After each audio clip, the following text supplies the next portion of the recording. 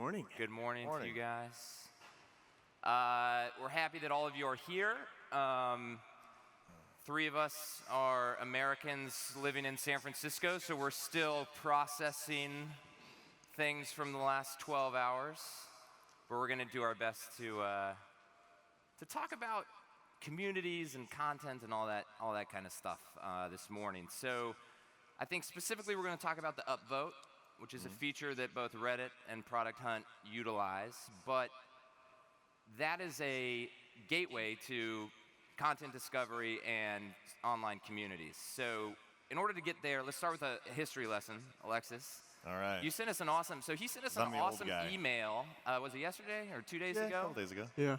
Some original screenshots from early versions of Reddit that nobody has seen while they were figuring out this whole upvote thing. So maybe walk us through those and how this whole upvote feature kind of came about. Sure. So this is 2005. Just out of curiosity, how many of y'all are Redditors? Yeah, upvote. All Thank you. Thank you. That's simple. We actually, for the first 2 weeks of Reddit, had 2 words next to every headline: interesting and boring. And that's what we started with. For a few weeks, we iterated on different things. We had a 5-star system, which lasted about a day because Steve pointed out that the difference between a 4-star article and a 3-star article is probably not that important. And then we eventually got to this up and down arrow.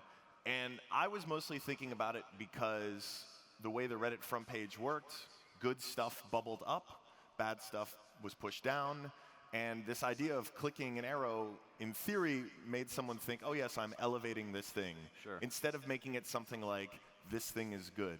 I deliberately did not want the thumbs up, in part because that actually doesn't mean the same thing across every culture.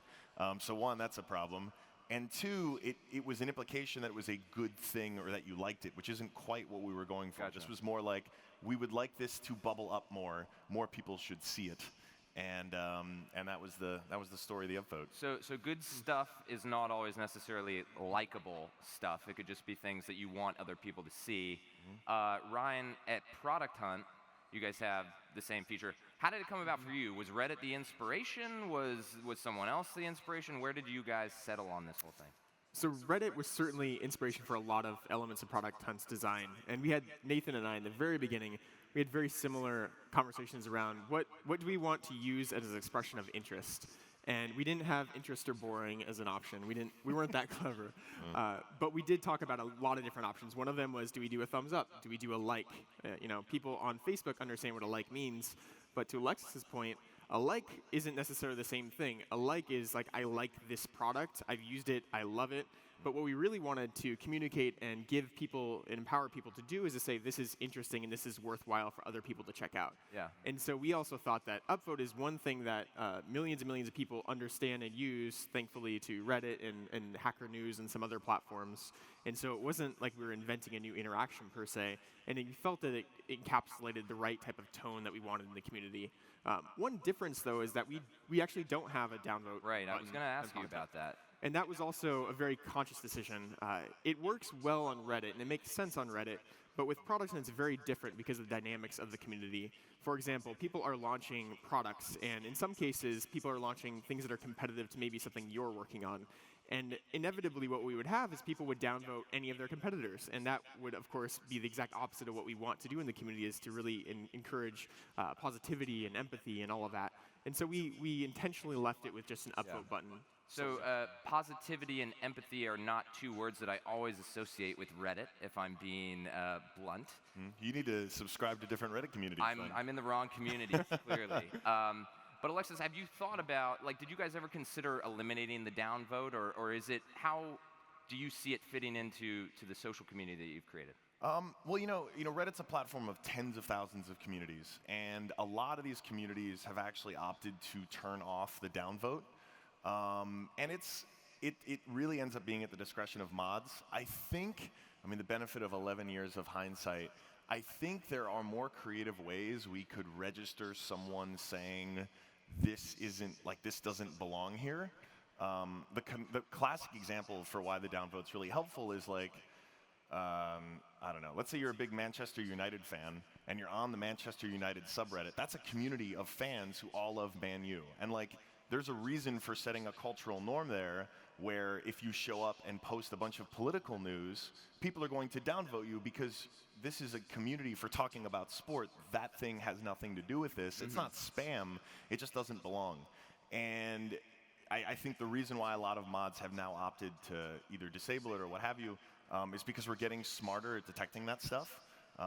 And so, yeah, I think that's the benefit of the learning. Long term, though, the goal is really to encourage the best content to bubble up as well as possible, and upvotes are the most important part of that. So it's interesting that you both mentioned the difference between an upvote and a like, right? Liking something and upvoting something, two totally separate things. Facebook has obviously made the like universal.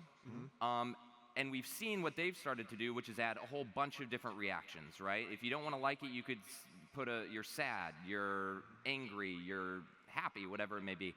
Have you guys thought about that? Have you thought about, giving people more of a range to express the way that they feel about stuff?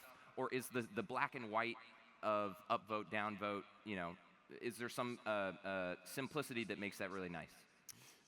Yeah, I think there's a lot of, there's so many different ways to approach it, and we're continually thinking about how do we make this a more fun experience and more expressive experience, and then also get more data and feedback from the community to understand what should we actually surface to the top.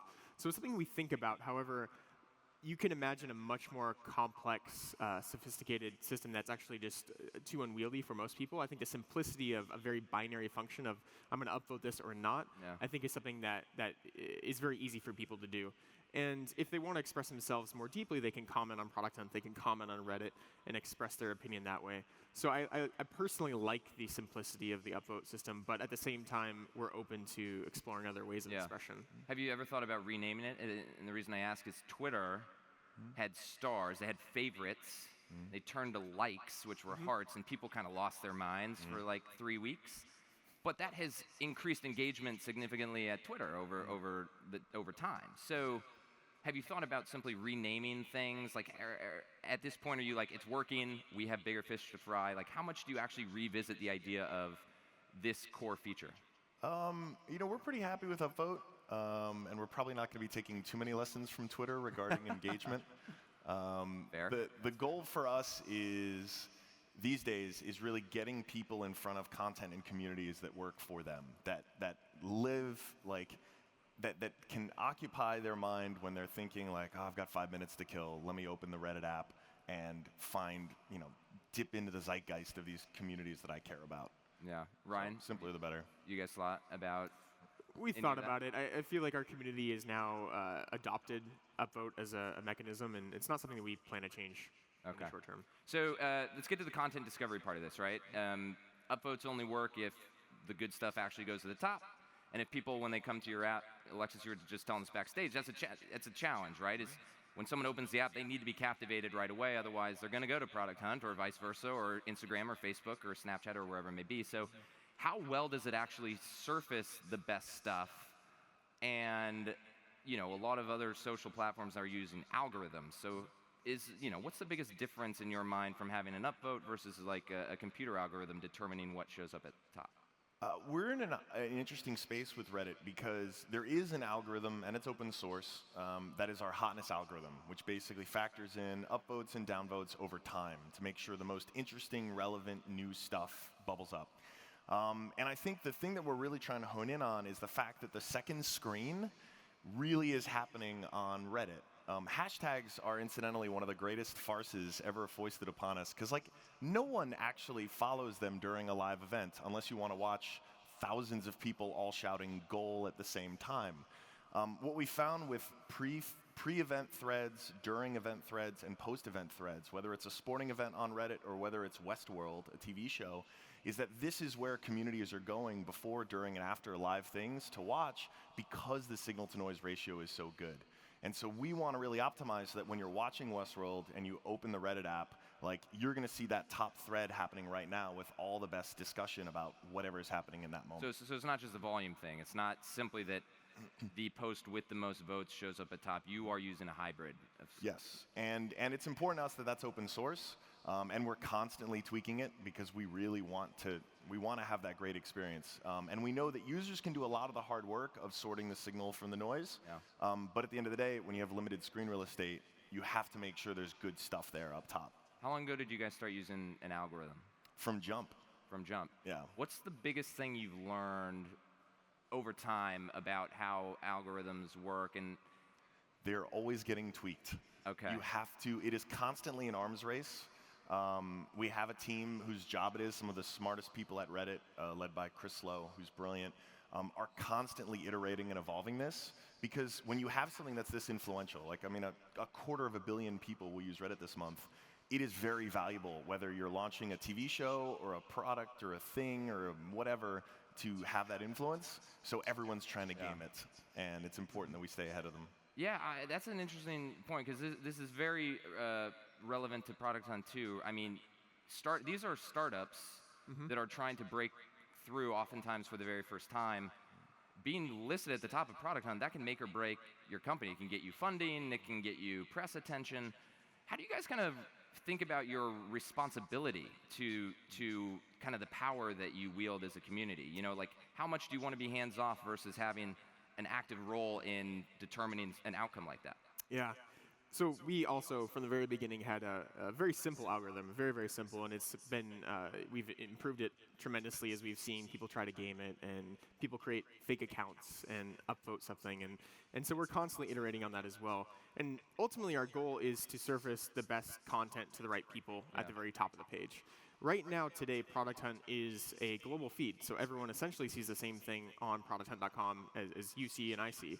And we're experimenting, exploring how do we still maintain that community town hall effect where people can say, did you see the #1 thing yesterday on Product Hunt, and have a conversation around that, but also surface these gems that maybe got 5 upvotes, not very interesting maybe to the broad community, but super interesting to you. Because there's a lot of really cool, innovative technology and startups launching every single day. And so we're thinking a lot about how do we not only sort and surface things, but also how do we present them. Product Hunt initially was just a list. It was a name and a tagline, and you could see maybe 12 to 15 different products above the fold. We've now introduced, thumbnails, and we're experimenting with video content, and how does that play a role in the feed itself? Yeah. And that ultimately, our goal is just how do we get something in front of you that you find interesting as soon as possible. And I should disclose, so I'm an investor in Product Hunt, but one of the reasons why I love it is because there was this opening where, you remember Tech Press 5 years ago was dominated by a lot of launch news, and it really mattered that you got your launch on such and such blog. And the atomic value, like if you distilled those types of articles down to a thing, like core things, it was a link to the new thing, it was a description and a headline. And Product Hunt has now created this fairly meritocratic platform to just have that happen. And it's exciting because there's really no other place for that. Reddit serves a very different purpose for people. And it's exciting because, I feel like for a new founder, and probably for plenty of people in the audience, Product Hunt is the way you get discovered. It's the way you get your first 1,000 users. Yeah, it's a big deal. It's oftentimes bigger than actually getting that press story to show up at the top of Product Hunt. Ryan, you mentioned this idea of people gaming the system. Are there any fun stories where you're like, we dug in and we realized that, so-and-so had a pretty creative way to get to the top, we shut it down, but there's got to be at least one. Inevitably, there's many different ways that people try and game a system like this. Early on, I was the only community manager on Product Hunt, and I would wake up in the morning, turn over, grab my phone, and then scroll through my notifications and see what happened through the night. And sometimes I would wake up and I would see this one product at the very top of Product Hunt, and it would have clearly these fake accounts. These Twitter accounts were just signed up, just registered. And at the time, I had no systems to detect this automatically. I also had to manually delete each individual upvote to fix it. And it was very stressful. I'd wake up every morning at 5:30 a.m., super stressed. And of course, now we have a team that helps and more sophisticated algorithms to prevent that. But since the very beginning, we've seen gaming, and it's something that Reddit's seen, it's something that Hacker News sees, and it's an ongoing challenge. Twitter and Facebook see the same thing. Right, you're no longer single-handedly running the fraud department. Thank God, yeah, I have a lot of great people helping. Good. I want to ask you both somehow we're almost out of time, which is incredible because I feel like we just sat down, but I want to ask you both the Facebook question, which is, is Facebook a media company? We love to ask Facebook if they're a media company, and they say no. The quick background is because they determine the news that a lot of people get. You know, they're making, even through the algorithm, there are editorial decisions made. Let's start with Alexis, I guess, and Reddit. I mean, do you consider Reddit a media company, considering the influence you have over what gets seen and what doesn't? This is a discussion that I've had with Steve, my co-founder and our CEO, a number of times. We are 100% a platform, and we have to think that way because all the product iteration we need to do is to enable our users in those communities. I do think, especially in the wake of everything that's happened in this last year, we're going to be thinking a little differently about the way we decide to fill our media diets. Because I think social media has hit this inflection point now where we're all a part of it, and we all have some stake in it, and that's determining not just the content we consume, but it's also the conversation around it. Yeah. And I know Facebook's never going to call themselves a media company, but there is some amount of influence as content creators or enabling content creators that we do. Have you? Reddit doesn't do any of its own content creation, though. Is it all user generated, or do you guys do your own? We do a little bit in-house, but it's mostly to show our media partners how to use our embed tools. More of a lead by example. Exactly. Kind of thing. Okay, Yeah. Product Hunt, same question. I mean, media company, given the types of content you have, may be a little different, but still, you can, like I said, you can make or break a startup. You determine what people are reading, what they're not reading. How do you think about that? Like, media company or no? I mean, it depends on how you define media company to some extent. We are very focused on building a community and a platform as well to enable people to connect with one another and surface really great things. At the same time, we do support the community and surface the things that they're bubbling up, essentially, through our email. We have hundreds of thousands of people subscribe to our daily email that get some sort of time-relevant, newsworthy content. Maybe it's a collection of traveling apps. If you're in US, you might want to go traveling right now permanently. And so there's an element of that, but we're not building content. We're not becoming the next massive media company. Yeah, we're over time, but obviously it's a key distinction, right? And maybe it doesn't matter to a lot of folks, but it'll just be interesting to see kind of how that goes over time. I'm with you. I don't know Facebook. I don't think they'll ever cop to being a media company. But anyway, guys, thank you so much. Too quick, but appreciate you being here. Thanks, Kurt. Thanks, everybody.